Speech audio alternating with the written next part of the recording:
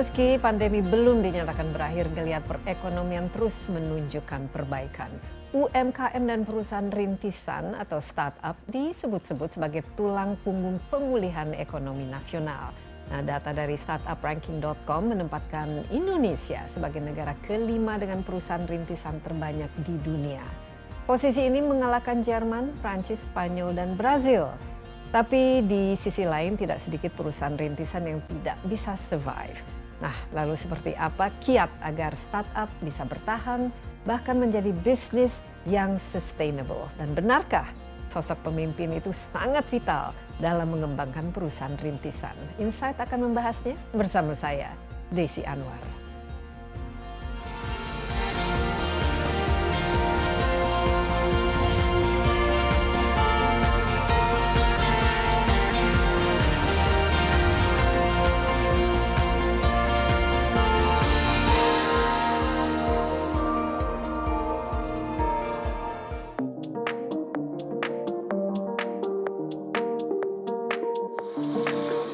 Sempat dihantam pandemi, kondisi perekonomian Indonesia kini berangsur membaik.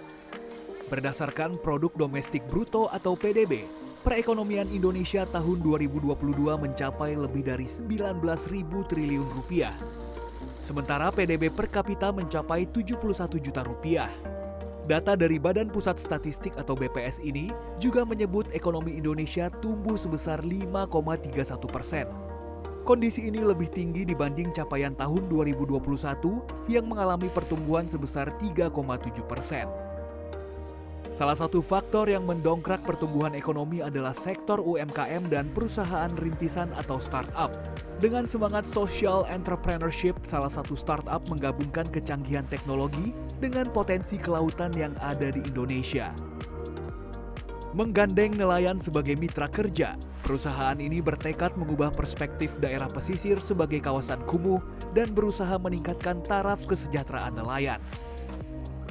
Teknologi memang diciptakan untuk memudahkan kehidupan manusia, tapi pendapatan yang meningkat karena difasilitasi teknologi tidak cukup untuk bisa mengangkat kualitas hidup bila keuangan tidak diatur dengan baik. Dibutuhkan seorang perencana keuangan untuk membantu mengalokasikan dana yang ada agar pengeluaran tidak lebih besar dibanding pemasukan. Sebuah perusahaan rintisan tidak hanya bisa bertahan dengan cara bakar uang dari investor. Dalam konteks pemulihan ekonomi nasional, startup juga harus bisa meningkatkan kesejahteraan sekaligus menjadi solusi permasalahan sosial yang ada. Nah, saat ini saya sudah ditemani Utari Oktavianti, co-founder and Chief Sustainability Officer of Aruna Indonesia. Ini merupakan sebuah perusahaan rintisan atau startup yang peduli pada kondisi nelayan di Indonesia. Mbak Utari, apa kabar? Baik, baik. Sehat selalu? Ya, sehat. Iya. Nah, ini pendiri Aruna, ya, khusus memfokuskan diri pada para nelayan. Mungkin bisa cerita sedikit, Utari, apa itu persisnya dan kenapa dan sudah berapa lama? Ini kan sebenarnya startup berbasis teknologi kan betul, ya? Betul, betul. Jadi Aruna ini kami adalah perusahaan yang fokusnya itu untuk masyarakat pesisir, khususnya kelompok-kelompok nelayan. Jadi kami berdiri tahun 2016. Sekarang sudah sekitar 7-8 tahun. Fokus utamanya itu membantu kelompok nelayan itu bisa terhubung ke market. Nah, teknologi ini berperan sebagai enabler atau pendukungnya untuk mengintegrasikan antara kelompok nelayan dan kepada pembeli. Jadi saat ini Aruna salah satu yang terbesar di Indonesia. Kita punya 40.000 nelayan. 40.000 nelayan, ya, ini seluruh Indonesia seluruh ya? Indonesia. Terbanyak ada di mana, Utari? Terbanyak Indonesia Timur, jadi mulai dari Sulawesi, Maluku, Papua, Bali, nah itu disitulah kelompok-kelompok nelayan kami. Nah, ini bagaimana mulainya? Apakah ini sesuatu yang memang keahlian Mbak Utari dari dulu, atau apa sejarahnya? Sehingga fokusnya ini khusus untuk nelayan. Dan jadi Aruna ini ada 3 orang pendiri, salah satunya saya. Nah, kalau saya sendiri itu berasal dari daerah pesisir di Kampung Baru, Balikpapan. Kalimantan Timur. Jadi memang keluarga itu sudah latar belakangnya nelayan. Ya, sudah familiar lah. Betul, sudah cukup familiar, dan saya studi lanjut gitu di universitas itu tentang teknologi. Nah, disitulah saya ketemu co-founder yang juga datang dari pesisir. Jadi mungkin itu dulu sejarahnya kita kayak ngelihat kenapa susah banget untuk dapat ikan dibandingkan dapat komoditas perikanan lainnya. Ternyata waktu kita telusuri rantai supply chain perikanan itu panjang banget. Nah, dengan itulah kita melihat kayaknya teknologi akan berperan nih untuk menghubungkan data-data dari potensi perikanan ini kepada pasar gitu. Oke, nah ini waktu mulai 7 tahun yang lalu kan Betul, sekarang. betul. Ini bagaimana startupnya dan bagaimana cara mencari investornya lah. Iya. Dan juga kan ini kan untuk menguraikan permasalahan yang ada saat Betul, ini. Itu betul, sudah betul. bisa dilihat kira-kira di mana bottleneck-nya dan Betul. sehingga ini menjadikan suatu peluang ya bagi perusahaan seperti Aruna. Betul, betul. Jadi kalau kita melihat rantai supply chain perikanan itu panjang banget, Mbak. Jadi mulai dari nelayan itu mungkin menangkap ikan kakap tuh 35.000 harganya.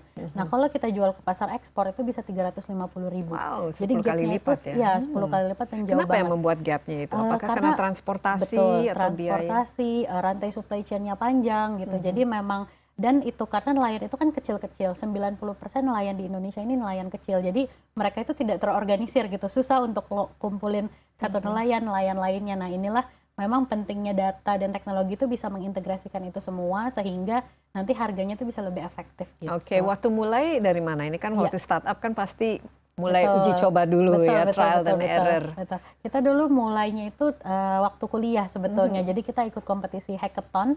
Waktu itu diadakan sama Istana Negara juga. Jadi kita ternyata terpilih. Ini tahun berapa waktu itu? 2016. Oh, jadi pas 2016.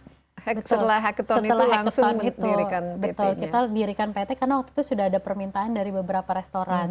Cuma kita lihat ini kayaknya peluangnya ada, tapi masalah utamanya ada di nelayan. Mereka nggak bisa pakai aplikasi untuk langsung jualan. Jadi masih harus dibikinkan pendekatan yang lebih mudah. Makanya Aruna sendiri kita juga nggak 100% teknologi aja. Ada pendekatan sosial, membangun komunitas. Nah, itu yang kita fokuskan di sana.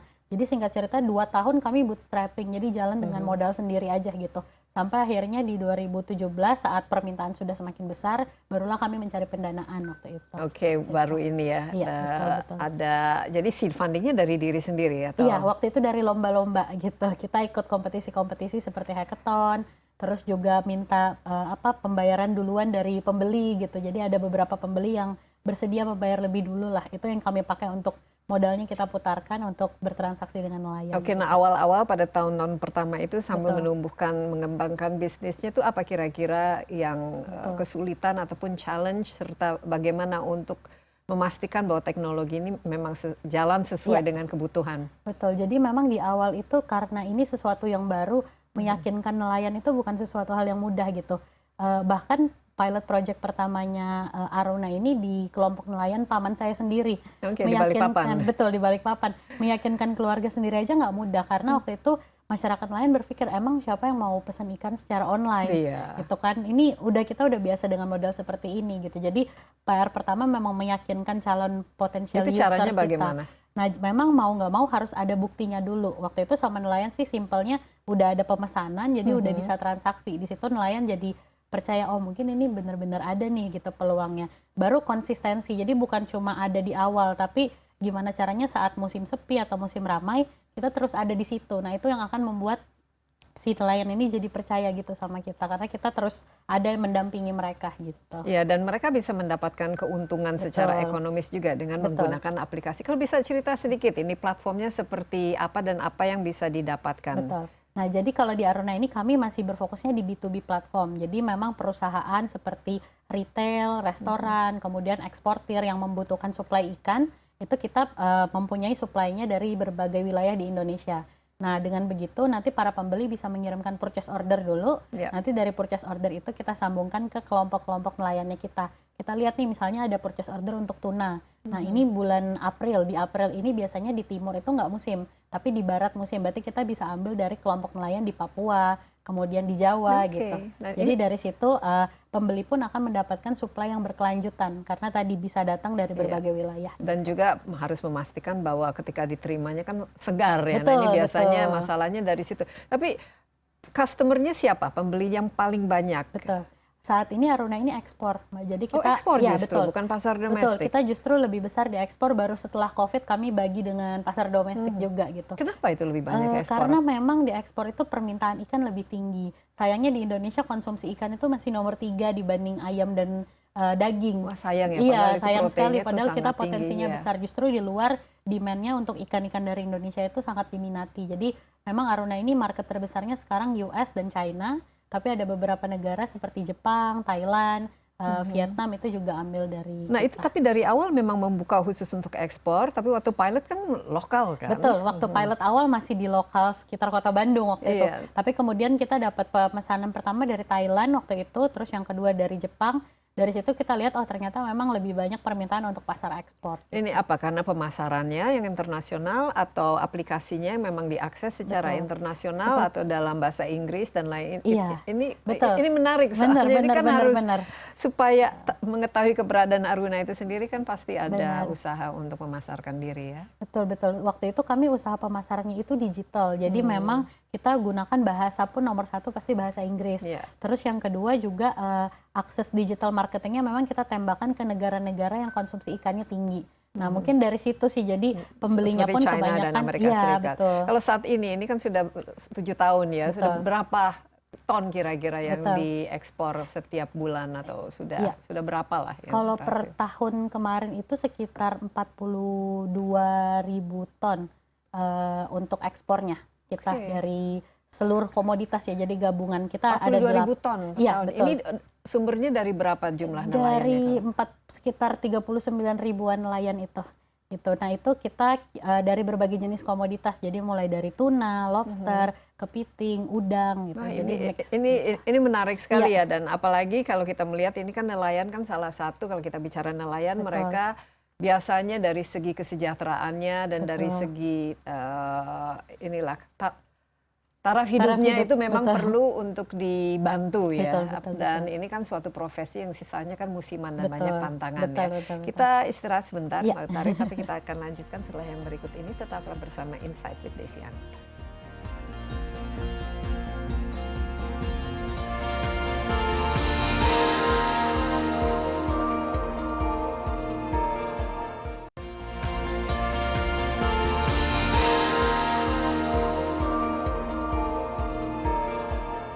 Masih bersama Insight with Desi Anwar, saya ditemani Utari Oktavianti, Co-founder and Chief Sustainability Officer of Aruna Indonesia. Dan saat ini PT Aruna ini merupakan sebenarnya sebuah startup, tapi kalau sekarang dari segi omset dan lain sebagainya, apakah definisi startup itu masih bisa berlaku atau sudah bisa kita katakan inilah jauh lebih besar?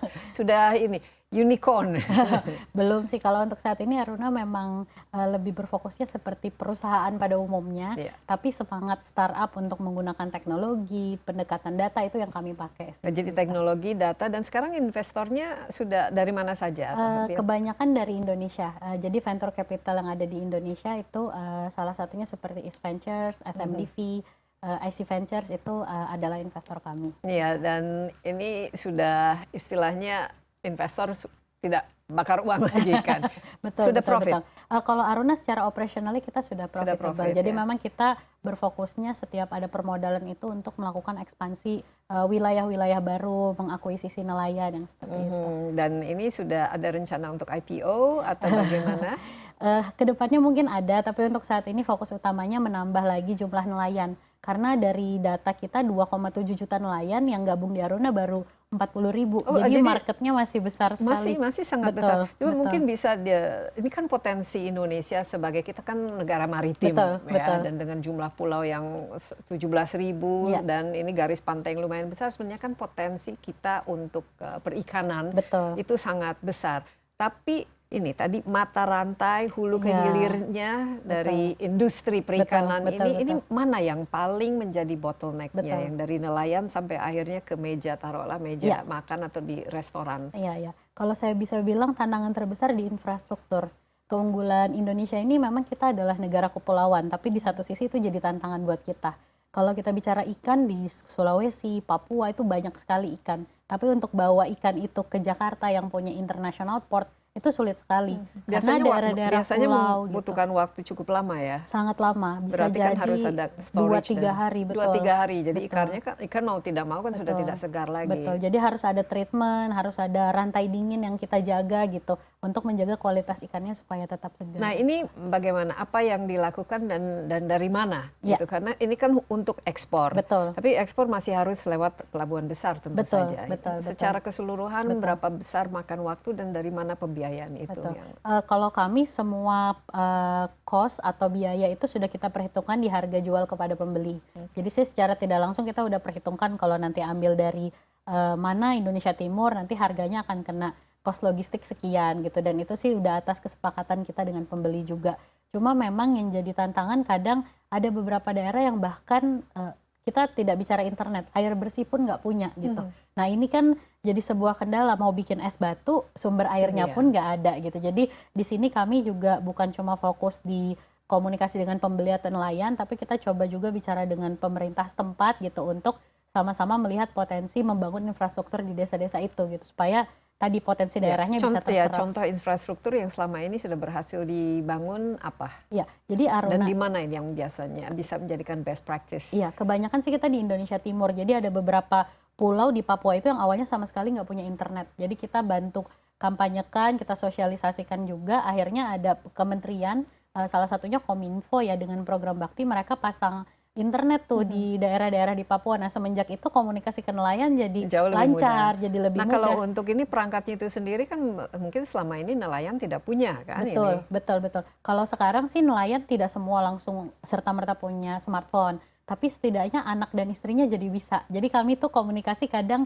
yaitu via ke anak-anaknya atau ke istrinya. Makanya di Aruna kita punya komunitas juga yang kerja itu bukan cuma nelayan, jadi ada local heroes. Nah ini biasanya anak-anak pesisir yang kita pekerjakan untuk mengkomunikasikan apa yang Aruna mau sebagai perusahaan kepada nelayan. Terus yang kedua kita training istri-istrinya nelayan. Sekarang ada 527 ibu-ibu pesisir yang kita latih untuk menjadi quality control kita, yang menjaga kualitas dari ikan-ikan ini sebelum diekspor. Wah, luar biasa, jadi berarti ada trainingnya juga. Betul, ya. betul. Nah, PT Aruna sekarang sudah 6 tahun, mungkin bisa ini pilot project atau paling nggak tidak best practices yang menunjukkan dengan adanya kehadiran Aruna ini nilai tambah dari produknya itu sendiri plus peningkatan kesejahteraan. Ini ada contohnya yang bisa Betul. Jadi kita baru melakukan riset dengan LPM Universitas Indonesia. Jadi salah satu hasil risetnya menunjukkan nelayan yang bergabung di Aruna itu pendapatannya meningkat 3-12 kali lipat lebih tinggi. 3-12 kali lipat. Ini kenapa? Dan untuk produk-produk apa saja? Karena Aruna itu mengambil ikan dari nelayannya itu berkelanjutan. Kalau dulu nelayan itu mau jual ikan dia harus pindah ke desa lain dulu. Pindah dulu ke desa lain, cari pembelinya. Kadang nggak langsung dibayar juga gitu. Nah semenjak ada Aruna, ada local heroes kami yang memang tiap hari tuh tinggal sama nelayan gitu. Dan disitulah transaksinya terjadi, nelayannya jadi bisa menabung. Jadi mereka bisa dijamin lah akses ke marketnya atau akses ke pasarnya itu. Jadi tapi dari segi harganya itu bagaimana? Apakah ada jaminan dari Aruna untuk memberikan harga yang lebih baik? Kalau kita tidak selalu menjanjikan harga kita jadi yang paling bagus, karena namanya kompetisi, kadang kompetitor mungkin lebih bagus harganya. Yang Aruna janjikan adalah keberlanjutan. Kita di dalam kondisi nelayan susah atau senang gitu, kita akan ada di situ terus gitu untuk selalu membeli barang mereka gitu. Nah makanya dengan itu nelayan pun jadi tetap engage ke kita, karena nggak yang cuma saat barang banyak gitu jadi dibeli, tapi waktu barang sedikit kita beli juga. Oke, nah di hasil research ini, survei ini di mana persisnya? Kalau di sini dari seluruh nelayan yang sudah bergabung, jadi samplingnya itu dari nelayan Kalimantan, nelayan Sulawesi, nelayan Papua gitu. Oke, jadi mereka ya tentu saja kan biasanya kan ada middleman ya. Betul. Ini bagaimana keberadaan middleman ini? Yang menarik ada beberapa middleman yang sebetulnya sangat potensial jadi perpanjangan tangan Aruna di lapangan. Jadi kita nggak langsung meng-cut middleman jadi mereka nggak punya pendapatan. Kita arahkan mereka jadi semacam agentnya kita untuk mengajak lebih banyak nelayan bergabung, tapi mereka tidak mengendalikan transaksi lagi. Jadi ini semacam quality control kita, menjadi tokoh kita di lapangan, dan menjadi agentnya Aruna untuk mengajak tadi nelayan-nelayan. Ada berapa sekarang agentnya? Sekarang ada sekitar 178. Di seluruh Indonesia. Dan kita masih mencari lagi. Ya, tapi awal-awal kan pasti ada resistensi dan keberanian. Kok tiba-tiba bisa menawarkan, bahkan ini memberikan inilah harga yang lebih baik dan pasar yang lebih jelas. Betul. Bahkan kadang kita bisa bikin pembeli dari luar, misalnya dari Jepang atau US, datang ke desa nelayan. Nah ini kan bikin mereka semua merasa terancam ya. Jadi akhirnya sih kita coba komunikasikan aja, kita sampaikan kalau tujuannya ini baik. Jadi kalau memang agentnya mau bergabung dengan kita persilakan. Tapi kalau mau berkompetisi karena mungkin sudah terikat dari turun-temurun ya itu juga nggak apa-apa, kita berkompetisi normal. Ya, tetapi menjaga supaya harga ikannya juga pada konsumen itu Betul. juga tetap terjangkau. Tetap terjangkau. Ini bagaimana mengatur nilainya itu. Betul, Apalagi betul. kalau dan sekarang yang paling banyak diekspor apa saja yang paling laku dan kira-kira harganya itu berapa? Betul. Kalau untuk komoditas kita yang paling laku itu nomor 1 tuna. Jadi ya, kalau pasti, tuna ya. ini memang karena sudah kita proses di pabrik pengolahan partner kita ya, jadi tergantung, ada yang mungkin udah jadi steak, ada yang dia udah diproses, diolah ya, atau betul, dikemas di ada yang kaleng. dikemas di bungkusan gitu. Terus ada yang kalengan juga. Untuk kepiting itu kita udah bikin di kemasan kalengan. Terus ada juga mungkin kayak lobster itu kita jual hidup. Gitu. Jadi tergantung sama permintaan market, harganya bervariasi. Yang paling murah mungkin bisa 50.000, 100.000 ya kalau dirupiahkan. Tapi paling tinggi gitu ada yang sampai jutaan, misalnya 1.500.000 sampai 2 juta gitu, karena mengikuti currency dari negara tersebut juga gitu. Nah itu dengan adanya variatif itu jadi bisa meningkatkan tadi sih pendapatan dari nelayan itu sendiri, termasuk tadi pengolahan itu kita atur juga semua komponen biayanya lah gitu. Iya, dan harga dari tunanya itu sendiri taruhlah. Tuna paling banyak di Laut Timur kan ya? Timur. Nah, tapi di barat juga ada, di barat juga ada. Itu, ya. Nelayan biasanya untuk menangkapnya bisa mendapat berapa? Dihargakan berapa? Betul. Apakah tergantung supply demand? Tergantung supply dan demand juga sih. Sebenarnya kalau harga ikan itu sangat variatif, tergantung daerah, tergantung supply demand, tergantung keadaan cuaca saat itu. Nah makanya pentingnya teknologi di sini, dia dengan adanya data yang terkumpul, kita jadi punya analytics. Kita bisa menganalisa, oh saat ini tren harga sedang sekian, kita akan beli ke nelayan juga harga sekian, tapi kita informasikan harga ke pembeli itu segini. Gitu. Jadi dengan transparansi itu sih nelayan cenderung lebih terima. Ya karena ada teknologi juga bisa transparan, kita juga berkompetisi dengan negara-negara tetangga kan yang menjual produk yang sama atau komoditas yang sama. Kita istirahat sebentar, Mbak Utari, tapi kita lanjutkan setelah yang berikut ini. Tetaplah bersama Insight with Desi Anwar.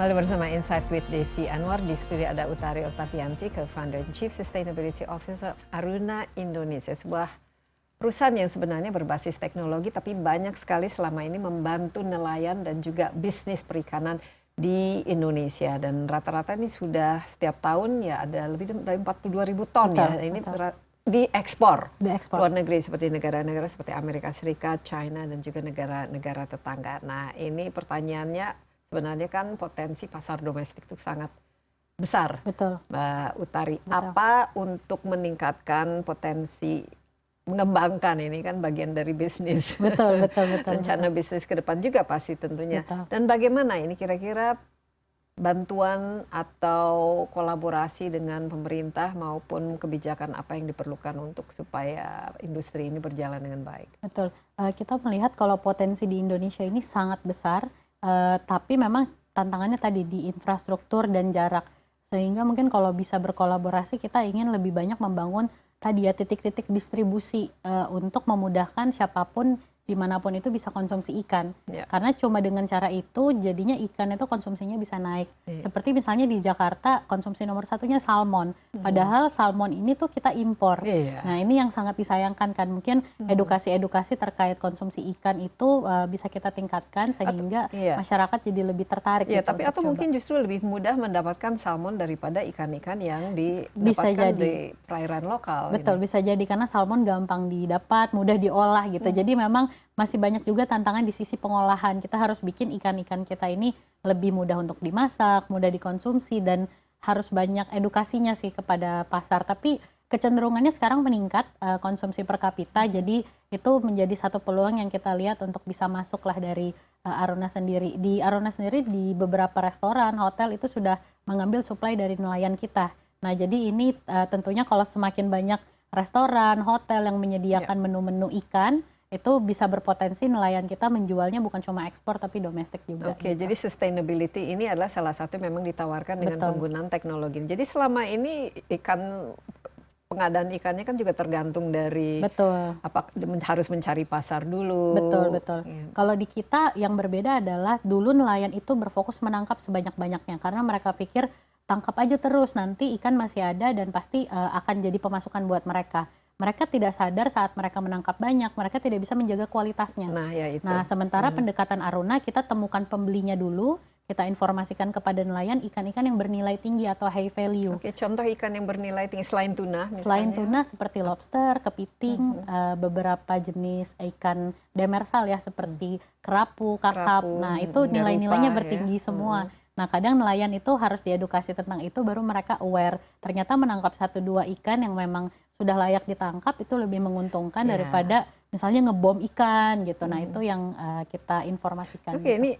Ini menarik karena Mbak Utari juga bagian dari sustainability officer ini. Bagaimana menjaga supaya tidak terjadi overfishing. Ini ternyata kan pasti demand atau permintaan terhadap produk ikan itu semakin lama semakin meningkat. Memastikan bahwa tidak ada pertama overfishing atau yang menangkap yang usianya masih kecil seperti ya lobster dan lain sebagainya atau kepiting. Ini ada pemetaannya dan ada juga strateginya. Betul, ada. Di Aruna kami cukup bahkan sangat strict untuk hal ini ya. Kita memastikan nelayan yang tergabung di Aruna itu harus teregistrasi dulu, kemudian kita cek alat tangkap yang digunakan, di mana mereka menangkap, bagaimana metode penangkapannya, dan itu kita sosialisasikan secara rutin. Sehingga kita itu ada pendataan setiap nelayan datang, ini ditangkap di mana, alat tangkapnya apa, ini semua untuk mencegah overfishing.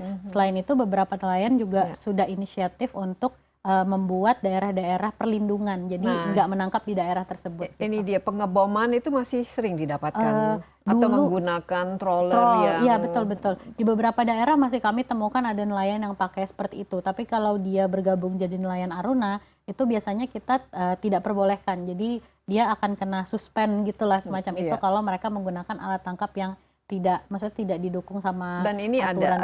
Ada pengecekan secara berkala. Karena keuntungannya Aruna kita itu betul-betul tinggal dengan nelayan. Nah di situ kita bisa monitor nih nelayan Aruna ini kan nelayan kecil, kebanyakan yang di bawah 5 gross ton. Jadi melautnya itu tidak mungkin jauh-jauh, pasti masih di perairan sekitaran situ dan itu bisa jadi kita monitornya lebih rutin.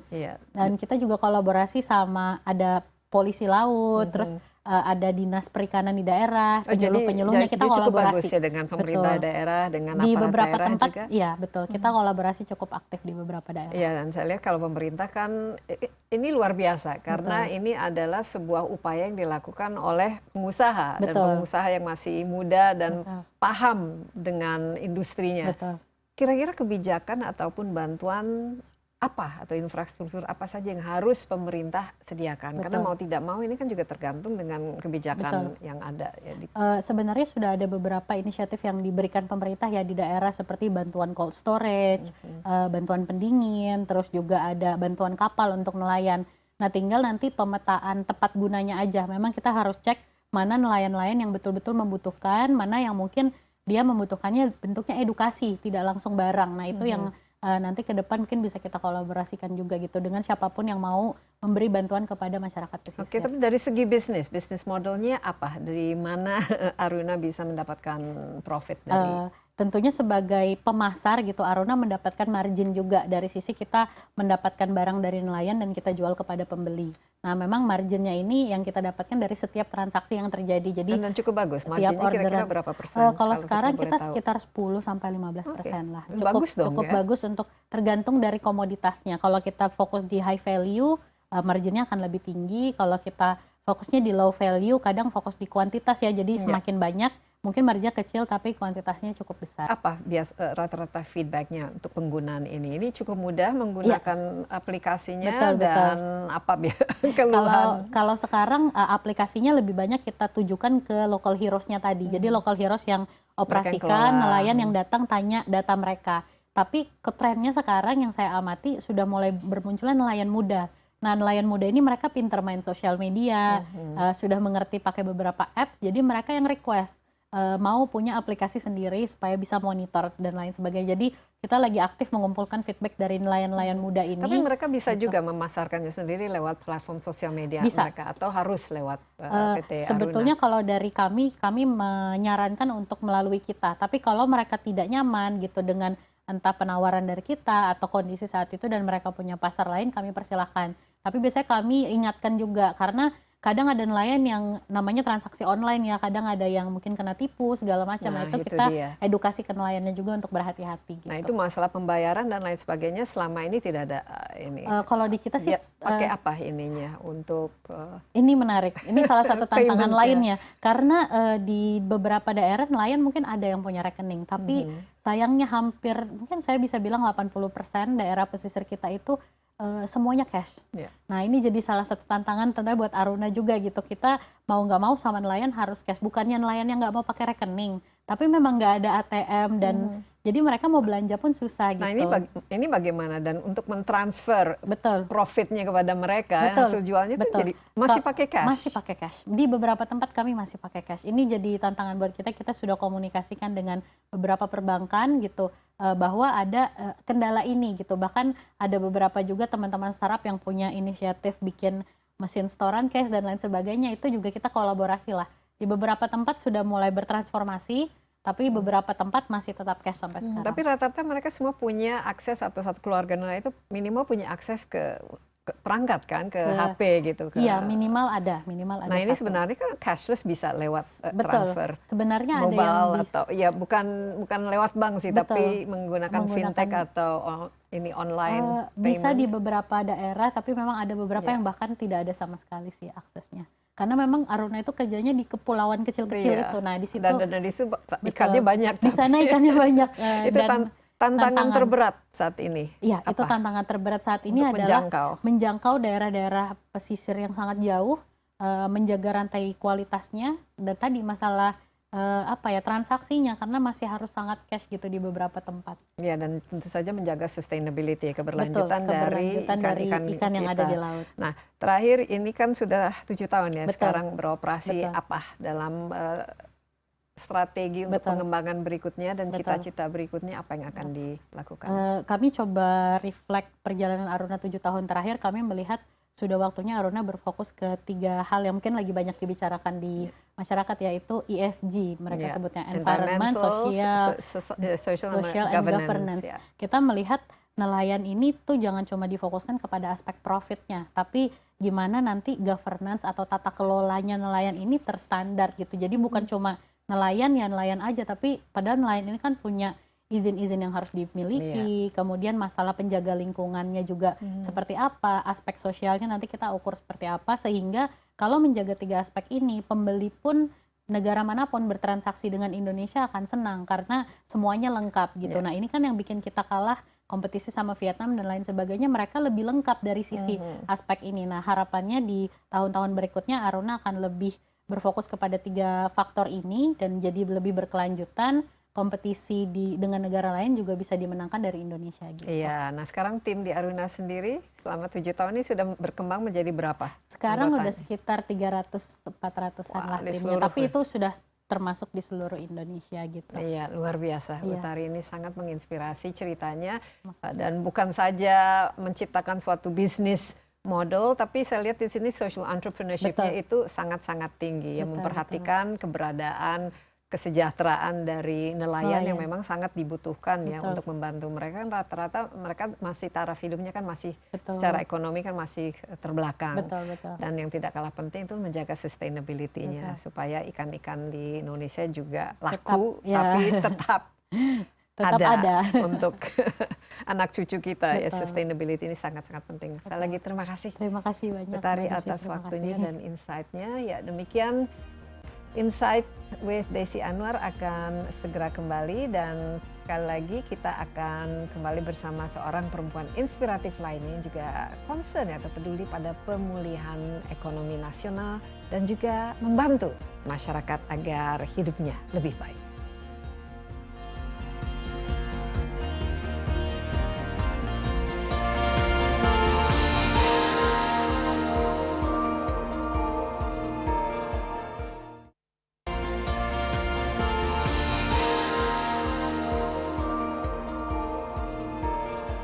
Kembali bersama Insight with Desi Anwar. Tadi kita sudah berbincang dengan seorang perempuan inspiratif yang peduli dengan kondisi nelayan. Nah, ini ada satu lagi perempuan yang tidak kalah yang memberikan inspirasi, perempuan kekinian yang peduli pada semua orang, terutama untuk urusan dompet dan kondisi keuangan. Di studio saya sudah ditemani Prita Hapsari Gozi, CEO dari CEO and Principal Consultant dari Zap Finance. Prita, apa kabar? Baik, Mbak Desi. Ya, dan kalau kita ini biasanya setelah Lebaran, dan juga ini pengeluaran kan biasanya itu menjadi salah satu yang concern ya. Betul. Lebih banyak ke pengeluaran, tapi yang harus dipikirkan adalah pemasukannya juga.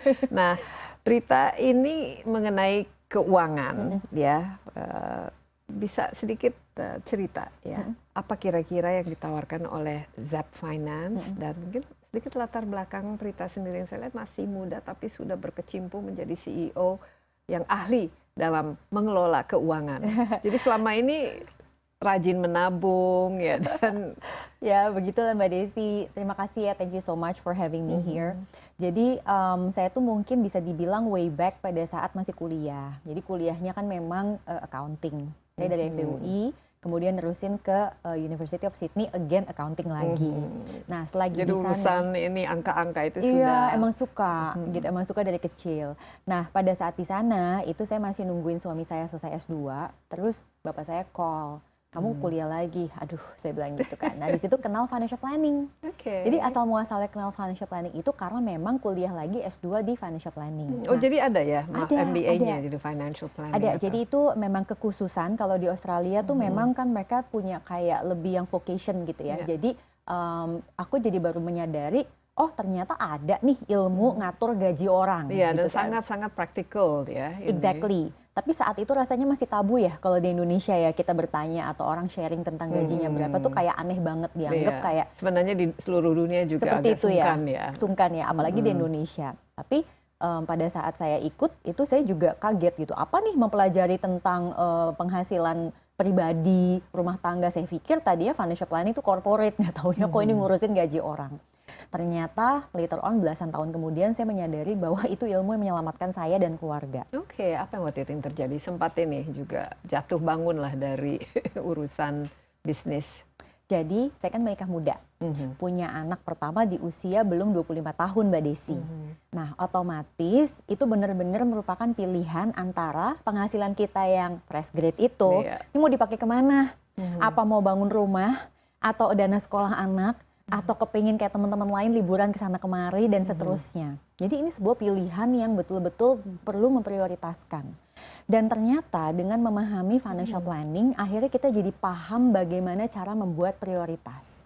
Ini menurut- kuncinya ya, prioritas ya. Kuncinya. Itu walaupun jumlah pemasukan itu berapa saja, tapi harus ada prioritasnya. Of course. Dan sekarang setelah saya menjadi financial planner mungkin selama 14 tahun, saya menyadari bahwa kunci orang pensiun nyaman alias nanti income-nya sustain adalah kemampuan dia untuk mengelola diri dan membuat prioritas. Membuat prioritas. Dan juga biasanya kalau orang pensiun, dia kan lifestyle-nya atau gaya hidupnya kan nggak ingin terlalu berubah. Nah, ini bisa dilakukan dengan financial planning. Oke. Exactly Mbak Desi, karena di dalam financial planning itu kita akhirnya menyadari bahwa bukan hanya ada kebutuhan dan keinginan, tetapi juga ada hasrat.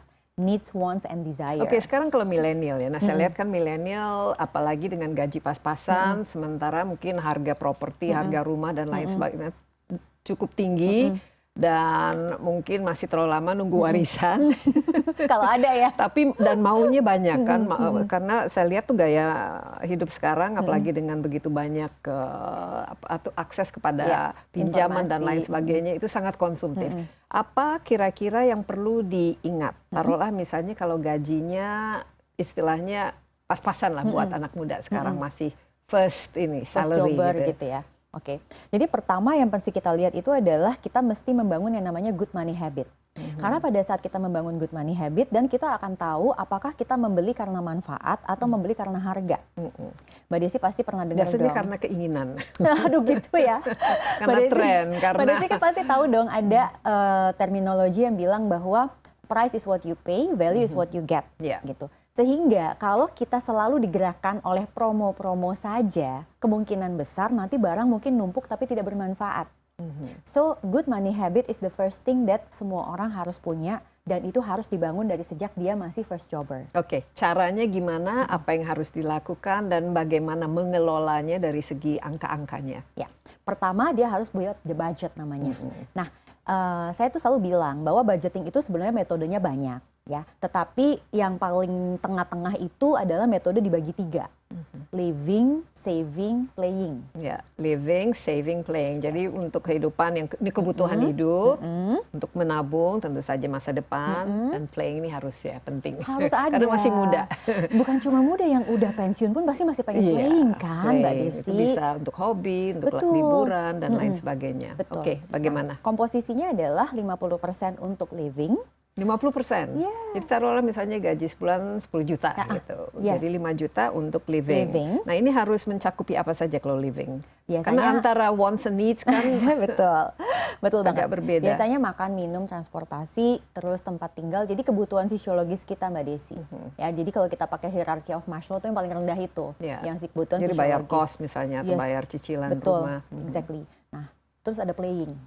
Playing ini biasanya aku ambil 20%. 20%, lumayan ya. Jadi sebenarnya pengeluaran kita tuh 70 kan. Karena kan 5 tambah 2. Ya. Betul nggak? Nah, di playing ini orang boleh punya wants atau bahkan dia punya desire tuh boleh. Iya. Dan itu sebenarnya di situ semuanya. Jadi di sini bisa untuk jajan atau liburan dan lain sebagainya. Mau beli tiket konser, monggo gitu. Karena ada 30% yang untuk saving. Nah, orang berpikir saving itu cuma nabung. Padahal di dalam komponen saving ini ada yang namanya dana darurat, ada yang namanya premi asuransi, ada nabung karena kita kepingin membeli sesuatu, dan ada investasi. Nah, itu memang harus dikelola. Itu first things first yang memang dia mesti punya. Nah, untuk bisa melakukan itu, maka dia harus secure the income. Jadi nomor 2 adalah secure the income. Secure income ini artinya orang harus sadar bahwa sebelum kita berinvestasi, emang kita mesti kerja, Mbak Desi. Nah, ini kuncinya harus punya pekerjaan dengan gaji stabil setiap bulan baru bisa melakukan ini. Betul. Tapi kalau sekarang kan banyak, apalagi setelah COVID, misalnya banyak PHK atau ingin usaha sendiri dan lain sebagainya, sehingga income-nya nggak stabil, apa ilmunya seperti apa? Nah, kalau misalnya dia belum sempat membangun aset yang sifatnya produktif, maka dia memang harus mau untuk merubah dirinya dia. Harus mau, ya istilah orang zaman sekarang tuh investasi diri, tahu kan? Yang katanya investasi leher ke atas apa segala macam. Tapi aku bilang, jangan cuma berhenti di investasi leher ke atas, tapi juga harus dipraktekin. Itu kan kunci banget ya. Dan untuk bisa praktek itu memang tantangannya pasti banyak. Tapi dari income yang mungkin rasanya receh, itu kalau dikumpulin kan banyak, Mbak Desi. Dari situ dia harus secure income dan dia harus mau untuk ngebagi jadi 3 tadi. Karena pada saat dia ngebagi jadi 3, dia akan punya kebiasaan untuk mengumpulkan aset yang mungkin sekarang rasanya apa sih dapat dari obligasi receh banget, cuman mungkin dia nganggap 100.000 per bulan apa artinya. Tapi yang dia nggak sadar, dia bangun habit tadi itu. Nah, pada saat nanti penghasilannya dia lama-kelamaan membesar, maka yang tadinya cuma receh 100.000 per bulan, itu biasanya secara statistik itu menjadi besar, bisa 10 juta per bulan, bahkan nantinya mungkin bisa berapa puluh juta Tapi per bulan. Tapi kuncinya ini long term, kan jangka panjang. Ya, karena kalau sekarang kalau kita lihat misalnya pasar modal, ya itu fluktuatif, itu kita juga misalnya seperti spot jantung sendiri, wah ini saya beli harga saham sekian, bukannya untung, tapi ternyata harga. Tapi harus ada financial literacy-nya juga yang harus dilakukan ya. Exactly. Nah, terakhir itu adalah baru manage spending. Karena saya selalu percaya it's not how much you make but how much you spend that matters. Ya enggak? Ya, ini kuncinya. Jadi harusnya katanya kalau kunci kebahagiaan itu kalau penghasilan 100, spendingnya 99, nah itu kita mendapatkan yang namanya happiness. Tapi kalau ya penghasilannya 100 tapi spendingnya 101, itu jalan menuju ketidakbahagiaan. Karena kita akan berutang. Kita istirahat sebentar, tapi ini sangat-sangat menarik. Tapi perlu juga nih contoh-contoh di mana kalau pola ini kita ikuti, ternyata kita memiliki target-target financial yang memang kita inginkan ya untuk jangka panjang supaya bisa pensiunnya juga happy. Jangan kemana-mana. Insight with Desi Anwar akan segera kembali.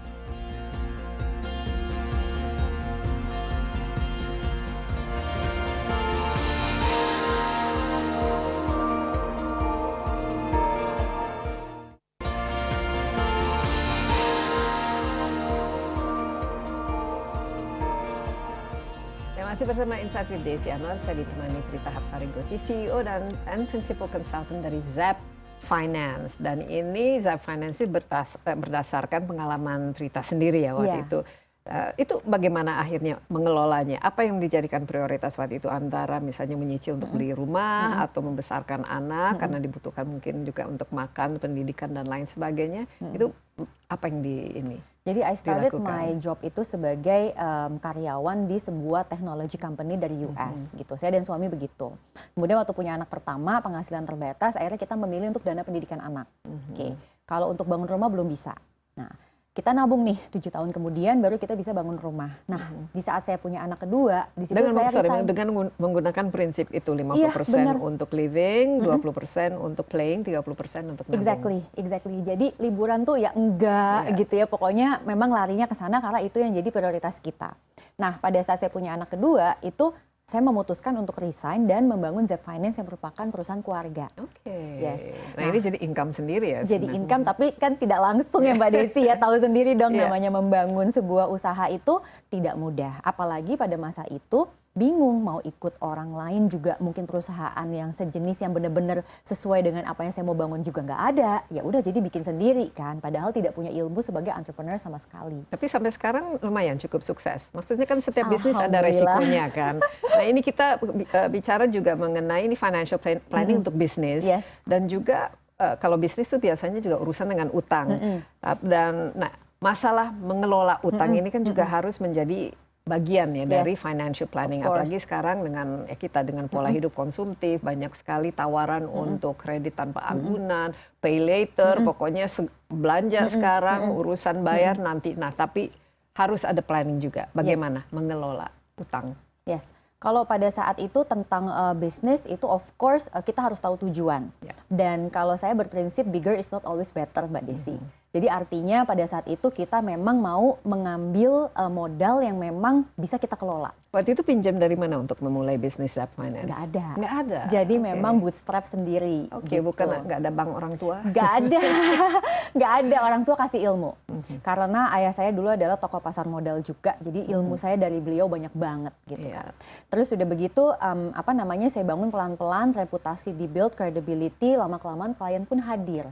Dan repeating clients itu sih sebenarnya kuncinya, karena mereka happy, mereka puas, mereka sampaikan kepada yang lain. Iya, udah berapa tahun sekarang Zap Finance? Total 13. 13 tahun. Dan nah, profil dari klien-klien itu sendiri seperti apa dari segi ininya, latar belakang, pekerjaan, usianya dan Yes, kita mostly memang ke corporate. Jadi perusahaan ya? Yes, perusahaan pun ujungnya adalah employee-nya, tetapi di manage sama corporation-nya. Gitu, karena kan saya tetap orang bisnis Mbak Desi. Yeah. Jadi again, karena saya tahu yang bisa saya handle adalah itu dan kita harus profitable. Karena saya punya prinsip bisnis is not just business ya Mbak. Jadi memang harus profitable, so itu yang membuat kita bisa sustain. Nah, sama sebenarnya prinsipnya dalam pengelolaan keuangan rumah tangga. Kalau kita mampu untuk mengelola diri kita, tahu apa kapasitas kemampuan finansial kita nggak akan mudah ngambil pay later. Kita boleh ngambil pay later tapi kalau banyak sekali promo iming-iming untuk bahwa ini Oh ya, kenapa bebas harus dong. menunggu gitu. ya bebas dong. Dia mau bikin promo marketing kayak apa bebas Ya, gitu. tapi tergantung pada diri kita sendiri Betul. untuk merem ya. Betul. Dan ada surveinya mengatakan bahwa 74% dari masyarakat yang mengambil pinjaman online itu sebetulnya kesulitan membayar, Mbak. Jadi berarti apa dong yang menjadi penyebabnya? Nah, itu biasanya akan saya cari tahu. Kalau memang penyebabnya adalah ada satu kondisi yang berat, misalnya ada yang tiba-tiba sakit keras, dia nggak punya asuransi, menurut saya itu tidak akan berlanjut, Mbak. Itu biasanya setelah sampai titik tertentu masalahnya selesai. Tapi pada saat misalnya akar masalahnya adalah penghasilannya memang tidak bisa menutup biaya hidupnya, nah itu yang akan terus-terusan berlanjut gitu loh. Iya, nah apa konsultasi untuk itu? Nah, untuk itu memang dia harus mendata ulang atau nyatet. Karena kalau di kepala itu nggak bisa. Jujur pada diri sendiri ya. Exactly. Dan biasanya kalau itu terjadi di sebuah perusahaan, mereka mengkonsultasikan karyawannya ke kami, itu kita biasanya runut. Apa yang membuat Anda berada dalam posisi sekarang? Ceritain. Jadi walaupun itu kayak flashback 10 tahun ke belakang, nanti ketahuan Mbak. Ternyata ada yang titiknya oh rupanya saat dia menikah, dia dapat pasangan yang butuh gaya hidup yang seperti apa. High maintenance. Exactly. Ada juga yang ternyata, oh dia itu tidak paham pinjaman perusahaan itu ternyata adalah sebuah pinjaman yang harus dibalikin, gitu kan? Dia pikir tambahan penghasilan. Bukan bonus. Bukan bonus, tapi ternyata pikirannya adalah bonus. Ada yang banyak salah paham gitu ya? Banyak, jadi pikirannya bonus, dia bilang, teman saya dapat itu jadi mobil, saya juga mesti jadi renovasi rumah. Tapi kan itu dibayar Pak dengan gaji Bapak sendiri, gitu. Dan itu kan akan mengurangi porsi pesangon Bapak, saya bilang gitu. Nggak sadar Mbak, gitu. Sama, pay later juga demikian. Nah, kunci dari pay later ini kalau ternyata adalah yang kedua, di mana kita sulit mengatur gaya hidup kita, itu sebetulnya adalah delaying gratification. Aku yakin Mbak Desi pasti pernah dengar marshmallow test, iya. Tapi itu lebih ke karakter. Udah pasti tapi itu lebih ke karakter tahu. ya mungkin. Tapi kalau saya lihat ini dengan begitu mudahnya ada fintech dan online payment dan lain sebagainya, sementara jumlah yang mau dikonsumsi belum lagi gaya hidupnya ikut-ikutan. Melihat dari Instagram dan sosmed, betul, wah betul, ini ada holiday-nya kemana. Nah ini bagaimana, Prita? Saya lihat ini salah satu yang menjadi tantangan sendiri bagi milenial. Karena gaya hidup ini sekarang segalanya kan. Exactly. Mau pamer semuanya di sosmed, gaya hidupnya. Nah memang kalau itu sih akhirnya gini, secara financial, cara kita mengelolanya adalah dengan membuat pos-pos rekening tadi. Itu saya tuh nganjurin gini dulu nih, oke kita sekarang coba dulu nih ya. Oke kita punya misalnya satu rekening tabungan yang memang kita pakai buat living. Jadi transfer, bayar-bayar semuanya dari situ. Terus si playing itu katakanlah mau pakai dompet digital. Ya udah link lah ke e-commerce favorit atau apa ini itu. Tapi ada ceilingnya, tapi ada batasnya kan? ada batasnya. Jadi per hari tidak boleh lewat sekian. Exactly. Gitu. Terus saya bilang, tapi masih kegoda Mbak, ambil misalnya si bayar tunda atau cicilan tanpa bunga atau gimana. Ya saya bilang, kamu kan orang dewasa. Kalau udah orang dewasa, ya kalau memang merasa tidak bisa, ya berarti harus uninstall. Tapi kalau dewasa itu kan sebenarnya dia akan secara sadar, dia ngeklik ya Mbak, gitu kan. Jadi saya bilang, at the end of the day, kuncinya adalah pengendalian diri. Iya. Sistem itu hanya membantu kita, mempermudah hidup kuncinya kita. ada di jari sendiri, di tangan sendiri. Tapi kan habit ini, kebiasaan ini dibangun dari kecil. Financial literacy ini idealnya dimulai kapan? Dan dengan anak-anak Prita sendiri itu sudah mulai diajarkan mengelola uang jajannya misalnya. Of course. Jadi yang paling pertama sebetulnya adalah ngajarin value of money. Jadi aku biasanya ngasih tahu, oke, kalau mau beli mainan ini ekivalen sekian burger misalnya gitu. Jadi dia tahu, oh kalau beli mainan ini rupanya itu bisa kasih makan sekian teman-teman gitu. Jadi oh ini mahal ya Bun gitu, yang ini enggak. Jadi di situ ternyata mulai. Kalau mengelola uang saku Mbak Desi itu sebenarnya baru bisa dilakukan di atas 4 SD. Dan cara ngasih uang sakunya juga beda. Kalau SD masih bisa kasih harian, jadi yang penting dia belajar dulu.